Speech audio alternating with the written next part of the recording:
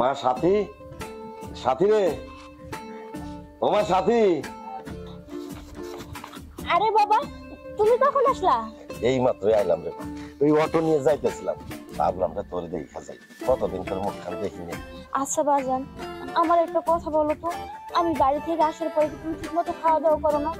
তুমি কেমন জানি শুকিয়ে গেছো। মারে তোর চিন্তা কি, খাওয়া দাওয়া আছে, বাদ দে। জামাই বাবাজি কোনে? বাবা, তোমার জামাই তো কাজে গেছে। চলো বাবা, ভিতরে চলো। আচ্ছা চলো। দাঁড়ান বিয়ে সাহেব।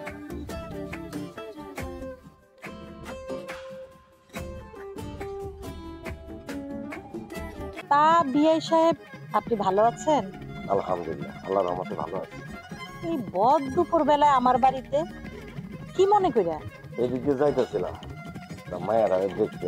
ও আচ্ছা আচ্ছা, খুব ভালো করছেন। আচ্ছা বৌমা, তা বিয়ে সাহেব আপনি তো অনেক দিন পরে আমার বাড়িতে আসলেন। আচ্ছা বৌমা, তোমার বাবা যেহেতু অনেক দিন পরে আমাগো বাড়িতে আইছে, তোমার বাবারে ভিতরে নিয়ে গিয়া গরম পানি দিয়া হাত মুখ ধুইতে দাও। আর ওই যে আমার রুমে যে তাওয়ালটা আছে না, আমার ওই তাওয়াল দিয়া তোমার বাবারে হাত মুখ মুছতে দিবা।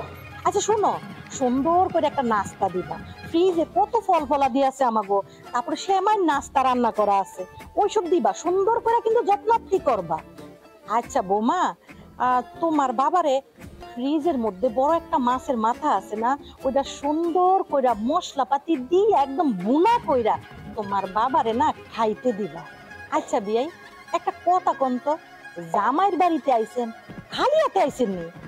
এই বৌমা, তোমার বাবা মনে অনেক মিষ্টি আনছে, ঘরে রেখে আসছো? আসলে হয়েছে কি মা, বাবা তো এই রাস্তা দিয়ে যাচ্ছিলেন, তাই আমাকে দেখতে আসলেন।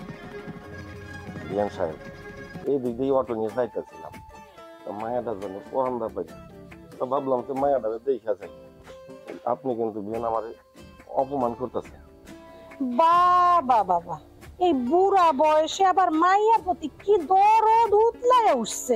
একটার মাইয়া শ্বশুর বাড়িতে খালি হাতে আয়া হাজির, তাই বলে মাইয়া জামাইয়ের বাড়িতে একেবারে খালি হাতে আয়া হাজির। আপনাকে একটু লজ্জা করে না?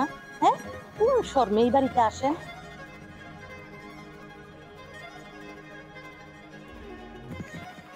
হ্যাঁ মা, আপনি কিন্তু বাবাকে অনেক অপমান করে কথা বলছেন, এটা কিন্তু ঠিক না।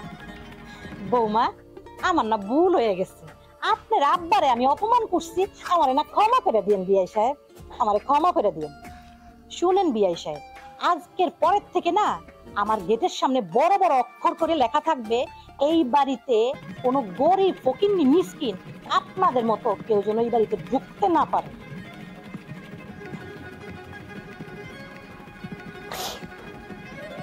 বাবা, তুমি কিছু মনে করো না, এমনি তো আমার শাশুড়ি অনেক ভালো মানুষ, কিন্তু হঠাৎ জানি কেমন ব্যবহার করলো।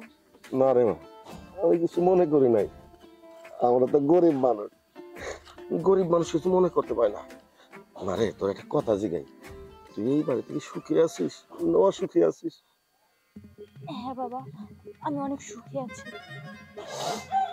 তারপরে কি লিমন,